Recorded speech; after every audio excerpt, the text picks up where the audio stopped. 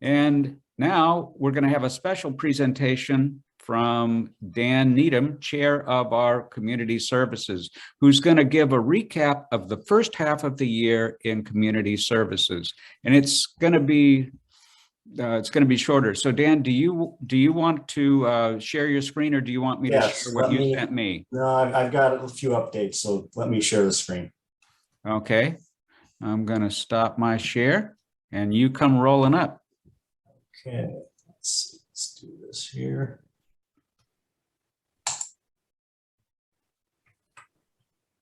People see that? Yes, sir. Yay. Okay. So we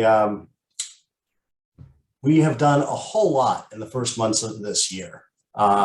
So we calling this Doing Kindness Nearby. I'm going to talk about these different topics and thank some people and update the club and some of the things. But another title I thought of is Doing a Whole Lot with a Little.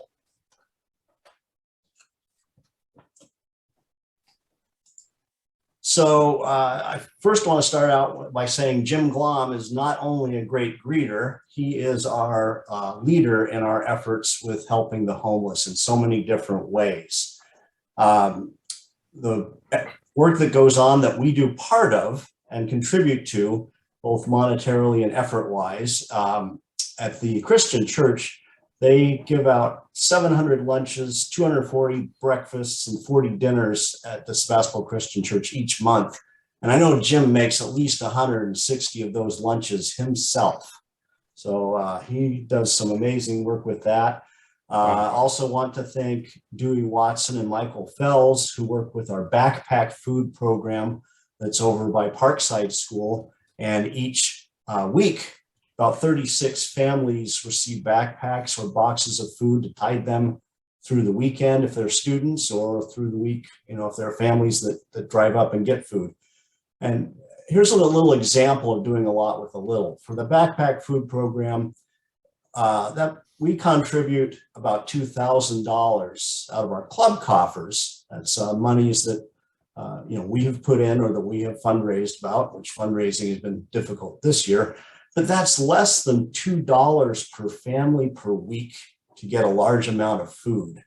That part of that is because the food bank provides some of that. So it's a partial contribution, but it's a whole lot of good for a whole little bit of money. So that's just awesome. Not only don't we not want people to be hungry, we don't want people to be cold and wet. And Jim led an effort. So after that, those large storms, when all the people that were out there that were living rough got rained out and all their belongings were soaked, we actually, some Rotarians and some friends of Rotarians wrote checks, and we raised some money and were able to provide tents, sleeping bags, tarps, and dry socks to a lot of the folks that were adversely affected by those initial heavy winter storms. And again, Jim led that effort, and we continue to rely upon him, and he continues to be a leader in this field. So thanks, Jim.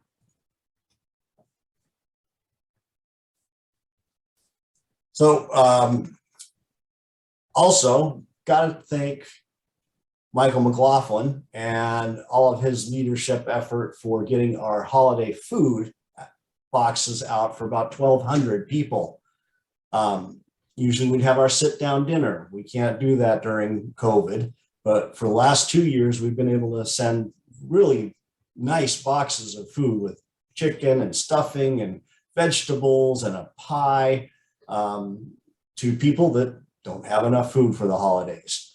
And that was a very fun event, and every single kid received a bag of toys, and the smiles on those kids' faces were just priceless.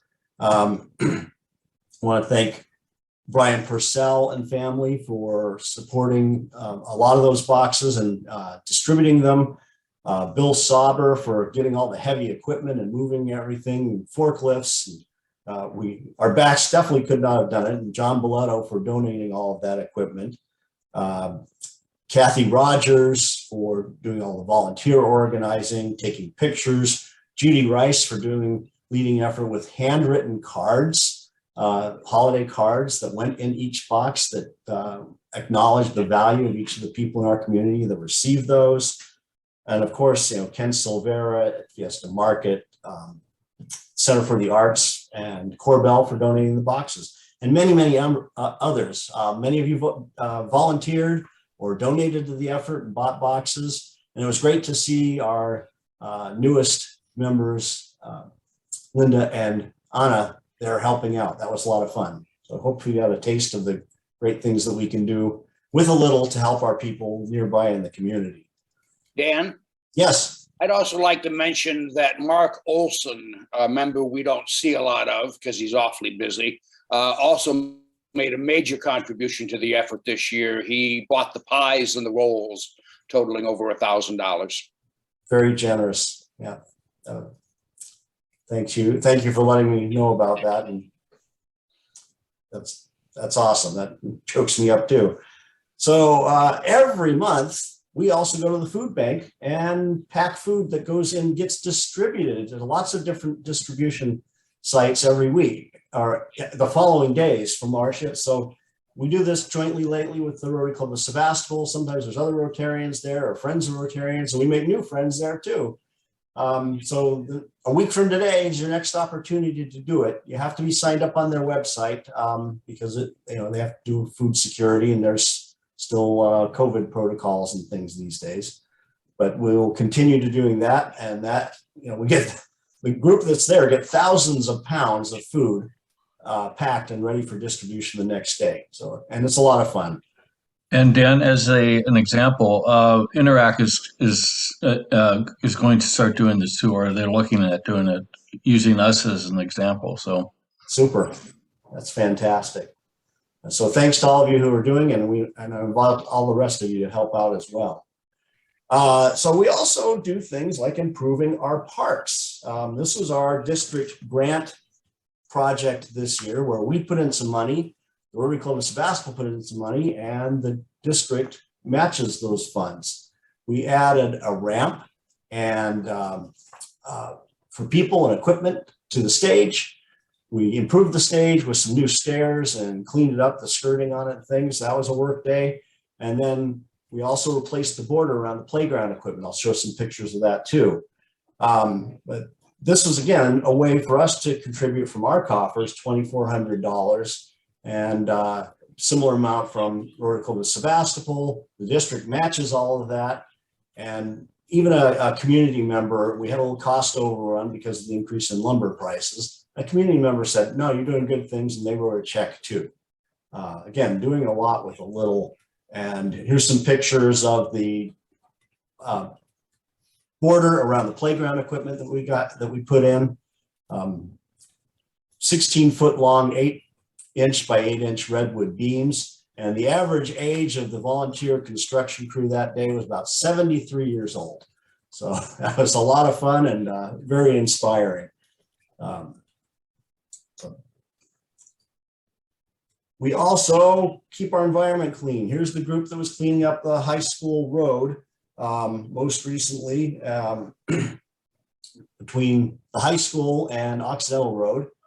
There's a lot of interesting stuff. We filled up that Boleto pickup truck, heaping with trash of all sorts. And the Interact Club showed up. We had Aaliyah Coate from the Noon Club there as well. And we do this to honor our friend and Rotarian Louis Hopfer. We've adopted the road in his name, and thanks again to Bill Sauber for all that arranging, and again, John for letting us use the equipment and disposing of the trash as well. So we also do things to strengthen our community.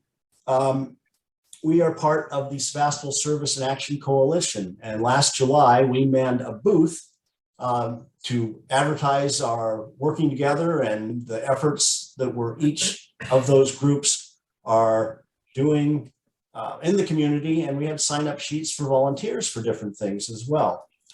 We also, at an adjacent table, we had an event for kids with stickers and stamps to make their own kind of passport books. And we got lots of families coming up and talking to us about what Rotary did as well. And so that was at Peacetown in the Barlow last July. So we're going to continue the programs that are featured here. We've got a hands-on one coming up. So similar to the cleanup day on High School Road, we're going to do some cleanup in cooperation with Interact and the Noon Club on the post office. We're going to pick that date once we see a downhill slope on the COVID statistics for Sonoma County. There was just recently the first workday on helping out people, which is a multi-organization effort, kind of somewhat like the Rebuilding Together Day we did for yard and house projects for people that need a hand with that. We deferred our participation in it due to the COVID surge, but there is going to be a next workday on April 9th. Al Lustig is our leader in these efforts. Thanks, Al. Really appreciate that. And sounded like the folks that were out there got some work done and did it in a nice physically distanced way. But I think a lot of people deferred their effort due to the COVID surge on a few different things.